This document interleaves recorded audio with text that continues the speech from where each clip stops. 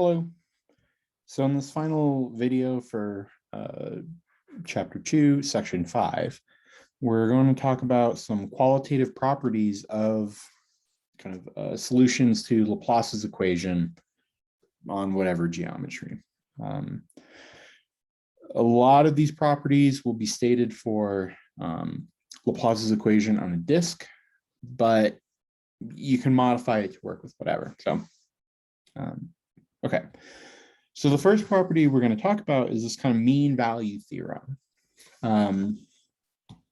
So solve Laplace's equation on a disk, which we just did in the previous video. You're going to get kind of a general solution of this form, right? Where you're going to have this cosine series, okay, with these coefficients a sub n times r to the n. So maybe one way to think of this is, right, kind of in the one-dimensional heat equation where we had one spatial dimension and then one time dimension. Kind of in place of this r to the n, we had an e to the minus k, like n pi over L quantity squared times t.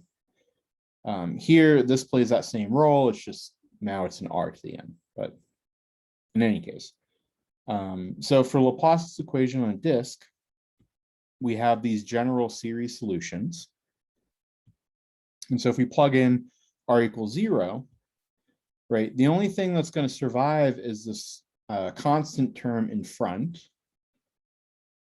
But this constant term is kind of the integral of this boundary information over the entire circle, right?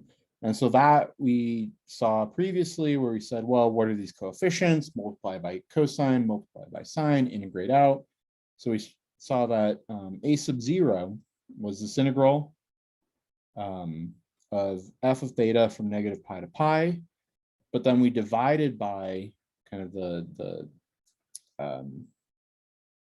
2 pi, which for a circle of radius 1 is the circumference, but anyways, you can think of this as a sort of normalized integral of f. Okay. So again, right, if you take the general series solution, plug in r equals 0, the only term that's going to survive is a sub 0, which we computed before to be 1 over 2 pi times the integral from negative pi to pi of f of theta. And so kind of stated slightly differently is, well, what we get is the value of kind of our solution to Laplace's equation at the center of a disk is going to be the average of the value on the boundary, right? So this is kind of the integral of the value on the boundary, and then we're normalizing by the radius of the boundary or the circumference of the boundary. So this term right here we can interpret as the average value of f on the boundary of the circle. And so it's telling us that the value of u, our solution to Laplace's equation, at the origin, at the center of the circle, is the average of the values on the boundary of the circle. Okay, and so that's this mean value kind of theorem. The value of u at the center is the average of the values of u on the boundary. Right, but this is special to solutions to Laplace's equation, right? Because again, we started with this, ended up with this expression, and then we got u of 0 comma theta is equal to this constant, right? This average. So kind of a picture of this is kind of the following. So the observation is, well, this works for any point, not just the origin. And so one way to see this is, well, if you just kind of take your circle centered at the origin, and if you change your coordinate system and shift it anywhere, right, all you're doing is shifting kind of the coordinates and maybe some of these constants, right? You're just shifting everything by a constant. And so when you go to evaluate kind of these derivatives and solve these PDEs, the fact that you've shifted everything and you've changed your coordinate system shouldn't really affect the solutions and affect kind of the behavior that we're getting. So the observation is that this theorem, this mean value theorem, should work for any point, right? Not just a circle centered at the origin. And so mathematically, we might say, well, here's some domain that we care about, that maybe we solve kind of for this equilibrium temperature, we solve Laplace's equation. And if you pick some point P within this region and consider a circle of radius r sub 0, the claim is that this mean value theorem is still going to hold. The value of your solution at P is going to be the average of values of your solution kind of on this boundary circle. Okay. So one way we can write that is kind of the following. So the value of our function u at the center of a circle P is going to be the average of the values of u kind of on the circle centered at P of radius r sub 0. So here I'm kind of being, you might say, a little loose with kind of how we're representing things. But the idea here is, so one way to interpret this is P is the center plus some radius times this complex piece e to the I theta, where we have, so by Euler's identity,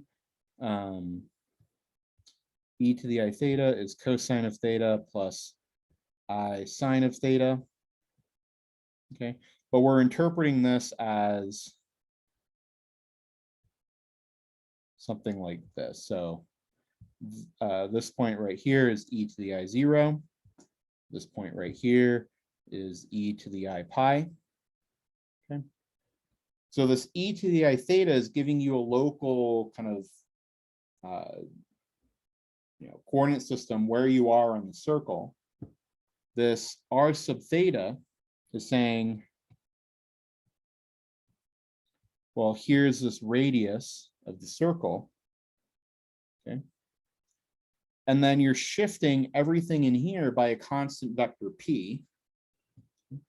So maybe way over here is kind of the origin of our coordinate system.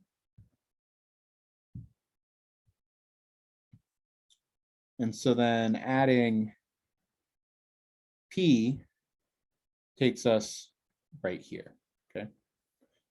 The takeaway is, right, if we want to write down points along the circle over here, we can do that using kind of this geometric sort of notation or realization. Yeah, if you're uncomfortable with complex numbers, you can just say, well, what is this thing? It's a point in real coordinates along a circle centered at kind of the origin that we then shift by p, but whatever coordinate system you want to use, kind of the mathematical statement that the value of our solution at the origin is the average of the values around the circle, this would be one way to write that. So, at least in 2 dimensions, right? Because we're using these complex numbers, but in any case, the value of u at the or at the center of the circle is the average of the value of u on the boundary of the circle. Okay. So that's kind of our first, observation of solutions to Nablus squared u is equal to 0. Okay, they satisfy this sort of mean value problem. And so what we're going to do is we're going to see some applications of this mean value problem to kind of get some other interesting qualitative properties of solutions u. Okay. And so then the other property that we're going to look at is this thing called a maximum principle. Okay. And so the motivating question is, well, can u, the solution to Laplace's equation, which again, you can think of physically as an equilibrium temperature, the domain, can this function u have a max or minimum, max or min, within a circle of some radius r? And so it turns out that the answer is, well, actually, no. Whatever the maximum is has to occur on the boundary of that circle. Okay. So max and min must occur on the boundary. And so the question is, how can we see this? Why does this make sense?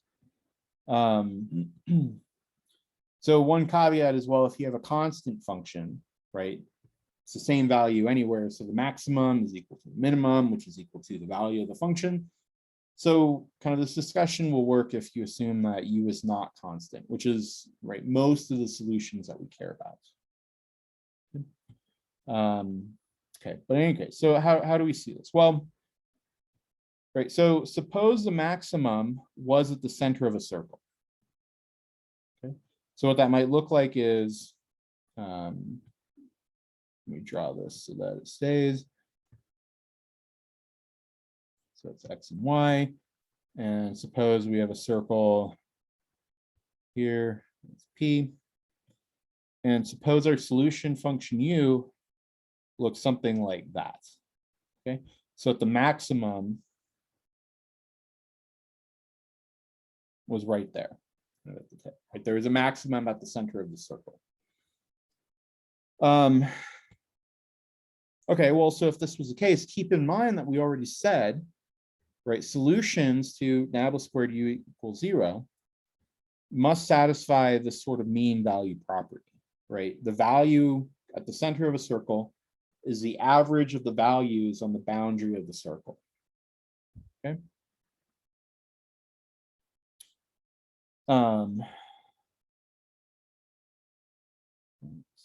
Yeah. So turns out this can't happen, right? Maybe one way to see this is, right, kind of this data point right here has to be the average of all of the data points kind of along this boundary circle. Okay. So, right, the average cannot be larger than every single data object that you're looking at. Okay. So that's kind of the contradiction that occurs. That's saying all of this in a maybe not super rigorous mathematical way. And so maybe, well, let's see this mathematically. Okay. So suppose that, again, our solution function u to nabla squared u equals 0. Suppose our solution function u takes a maximum at the center of the disk. This disk. So what that, one way to write that is, well, the value of u at the center of this disk, p, is going to be strictly larger than the maximum of u on the boundary.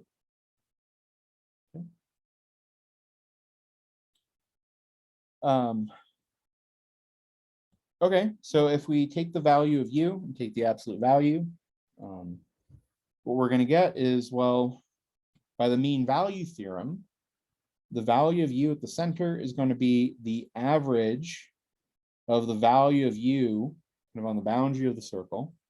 Okay. So the absolute value of an integral is going to be less than or equal to the integral of the absolute value. So here we've just moved this absolute value kind of inside the integral, and that leaves us with this less than or equal to sign. Okay, but here, right, whatever this number in here is, this is going to be strictly less than u of p. Okay, so what that tells us is, right, 1 over 2 pi times the integral of the absolute value of the function on the boundary is going to be strictly less than the 1 over 2 pi, the integral of the maximum of this function, which we said was u of p. Okay. This thing right here does not depend on theta. So we can pull this thing out. And so we pull this out, the integral of 1 d theta from negative pi to pi, it's just going to be 2 pi. So this integral cancels with this constant. And so then we're left with the absolute value of our solution u at the center of the circle. Okay, so what we said is, well, we started with the absolute value of u, had an equality, had a less than or equal to, and then we had a strictly less than. So if we follow all of these relations, what we end up with is, well, the absolute value of u of p is going to be strictly less than the absolute value of u of p, which is a contradiction, right? Kind of a number can't be strictly less than itself. So kind of the conclusion is, well, we made an assumption that u of p was strictly larger than the maximum on the boundary. So it turns out that assumption was false, right? If we assume this, we end up with a contradiction. This assumption was false. So this tells us that u of p has to be less than or equal to the maximum of u kind of along the circle. Something like that. But you can use kind of a similar reasoning with the minimum, where you say, well, suppose u of p is strictly less than, so u of p strictly less than the minimum of the value of u along the circle. Okay. Same thing. You're going to get a contradiction. And so it tells you that, well, neither of those things can happen, right? Either u is going to be constant, or you're going to have both the maximum and minimum of u occurring on the boundary of that circle, okay, that you look at. Okay. But then it turns out that you can kind of generalize that. You can say, well, so I'll go back up to this picture of this domain, right? So the value of u kind of at p, or how do I say it? So if we restrict to u on the circle, both the maximum and the minimum have to occur on somewhere on the boundary. So somewhere on this circle. Okay. Well, then what you can do is say, well, take this point, let this be the center of a circle, and then look at kind of this circle. And same function, same solution function u, just look at the value on the circle. The maximum and minimum have to occur on the boundary.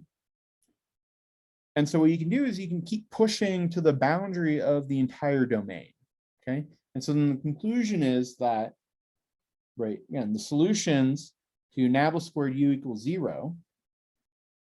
Question is, where is the maximum, where is the minimum? You can keep looking at other circles, okay, and then push all the way to the domain. So then the conclusion is that, well, what is the total maximum and the total minimum of our function for this domain? Well, it must occur somewhere along the boundary. Okay.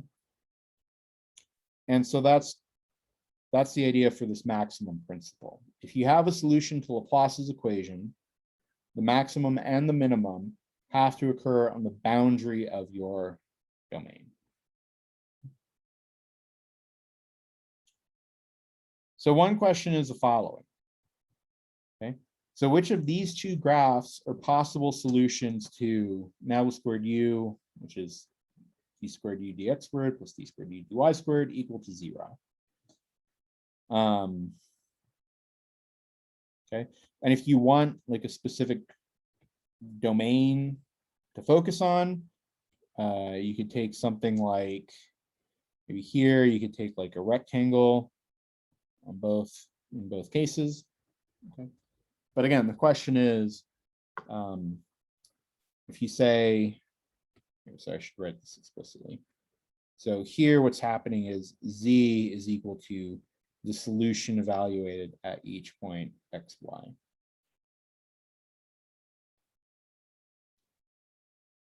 So pause, think about it, ponder it, or listen to me talk and wait for the answer.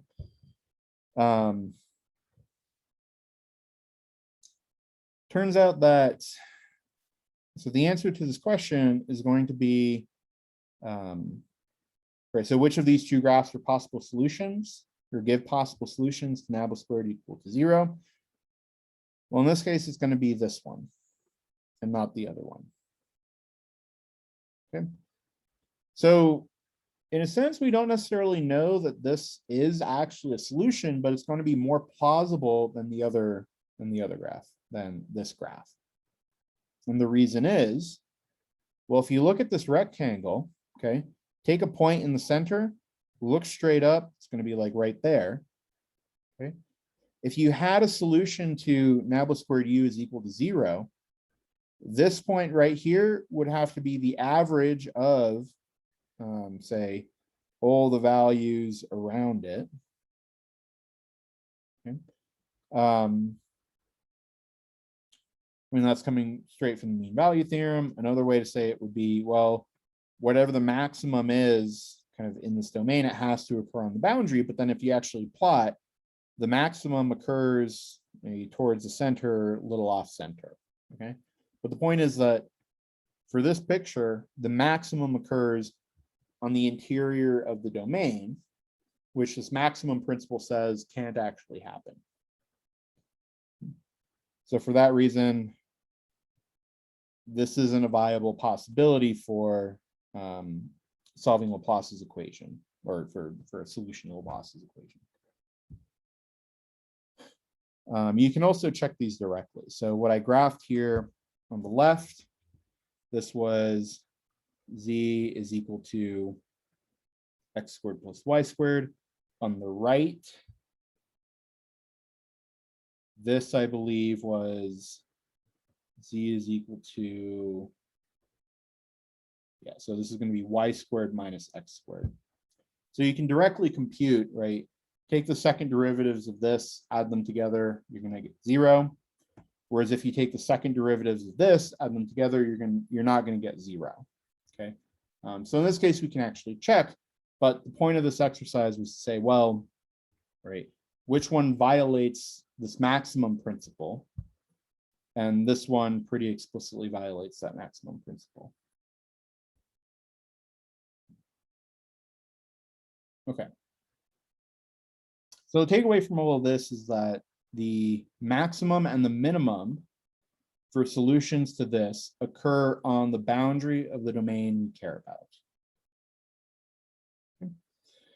So another application we're going to look at is, well, are kind of the solutions that we get, or the solutions that we construct, are they unique? Another way to kind of frame this, and kind of a way that I use a lot in practice, is, well, if you have two pieces of boundary data, okay, so what I've plotted here is in blue, this is some curve g of x. Okay. And then in purple is a different curve f of x. And so g and f, these are meant to be boundary data for Laplace's equation, right, for this domain here. Right, so we want to solve nabla squared kind of u is equal to 0 in here, and we have two possibilities for boundary data. And so one question is, well, you know, the graphs, at least of g and f, they look very, very close. Okay. There are a few places where they're a little further apart, like there and there, but by and large, these two boundary data pieces seem to be very, very close together. So then the question is, right, take solutions for each of these boundary, data. How close are the solutions going to be if the boundary data is close? Okay, right. Intuitively, we might say, well, you know, if your boundary data is close, if the prescribed temperature on the boundary is close, then you'd expect the equilibrium temperatures to be close as well. Okay. And so then the question is, well, can we quantify that? So how we're going to quantify that is we're going to say, well, we're going to solve Laplace or Nablus squared u is equal to 0 with g of x is one of the pieces of boundary data, and f of x is the other piece. Okay, and so what we're going to do is we're going to say, well, the solution v satisfies Laplacian v is equal to 0, and v is equal to g of x on the boundary. Likewise, Nablus squared w is equal to 0, and w is equal to f of x on the boundary. Okay. And so kind of the question I was getting at was, well, if the boundary data is close, must the solutions also be close? So it turns out that the answer is yes, in one way that we'll look at here, but there are many other ways in which kind of the answer is yes, they are close. So how do we see this? Well, if we look at v minus w, okay, so again, right, v solved this one, this equation, w solved this equation. So if we look at v minus w, what we can do is, so Nablus squared is a linear operator. Okay, so this distributes across, in this case, subtraction. So we have Nablus squared v minus Nablus squared w. This is 0, that's 0. So in total, Nablus squared applied to v minus w is equal to 0. So v minus w is a solution to Laplace's equation. Okay. Well, with what boundary data? Okay. So if we look at v minus w and we evaluate at the boundary, well, v minus w, so v is going to be equal to f. Do I flip that? No, so this should be flipped. So v is equal to, sorry about that. V minus w is going to be g minus f, right? Because v is equal to g on the boundary, w is equal to f on the boundary, so you're just taking that difference. Okay. But what does this give us?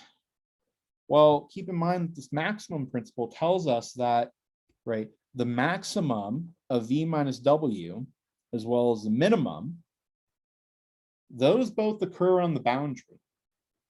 Okay. The maximum and the minimum can't occur kind of on the interior of our domain. So the max and min of this function right here, which is equal to this, right, occurs on the boundary. And so what we can do is we can write that in this way. Right? And so, again, messed up the pieces in writing these notes, but this should be, these should be flipped because I'm not taking absolute values. Minus f, g minus f. But the point is, so whatever the value is for v minus w, kind of anywhere in the interior, is bounded from below by the minimum of this function, which again occurs on the boundary. So it's going to be the minimum of g of x minus f of x, where we plug in values of x from the boundary. And what is the maximum of this function? Well, it has to occur on the boundary as well. So the maximum of v minus w, kind of on the interior, can be no larger than the maximum of g of x minus f of x when you plug in values of x from the boundary. Okay. So how does this get back to our question of, well, if f and g, if that difference is small, how close must v and w be? Right. Well, so we could say, well, if f and g is small, then we might expect that kind of, right, the minimum of this difference is also going to be small, right? If f and g are really close pretty much everywhere, right, then what's the minimum of this? It's also going to be really small, close to 0. Likewise, if f and g are really close, then the maximum of this difference is also going to be essentially 0. Okay.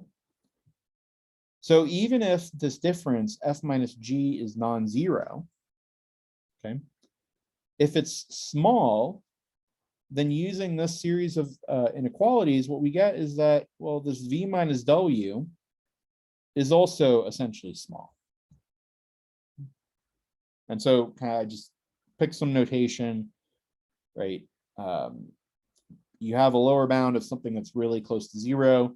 You have an upper bound of something that's close to 0. So this difference v minus w is effectively 0. Okay. So v minus w is effectively 0. And so v is effectively w.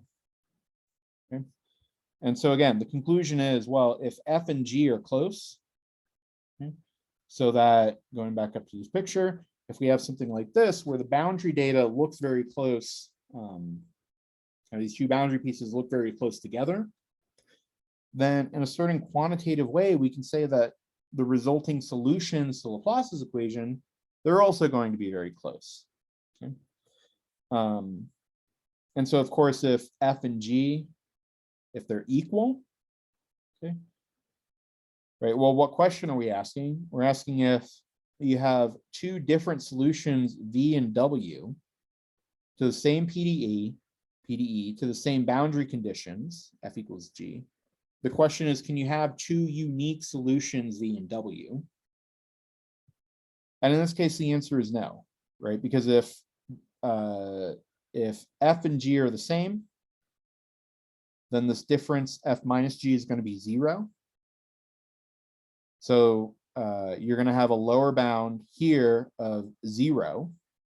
Likewise, if f and g are the same, this difference is going to be 0. So you're going to have an upper bound here of 0. Okay.